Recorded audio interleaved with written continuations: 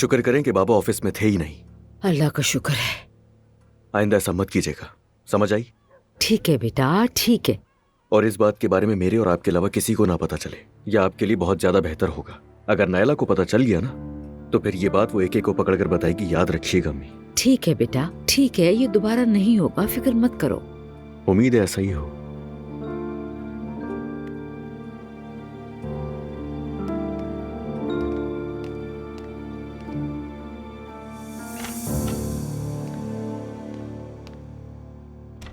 कहाँ थे जान?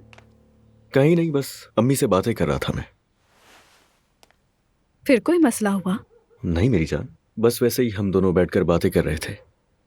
अच्छा, चलो हम नीचे चलते हैं। जरा बैठ जाओ मेरे पास, जल्दी मत करो। तुम्हारे लिए एक छोटा सा सरप्राइज है मेरे पास।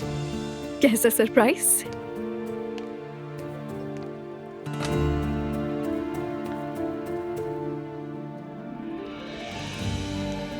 ये है सरप्राइज। अज़लान, मुझे तो यकीन ही नहीं आ रहा। थैंक यू, तुम बहुत अच्छे हो मेरी जान। तुम्हारे लिए मैं कुछ भी कर सकता हूँ मेरी जान। खोलो इसे।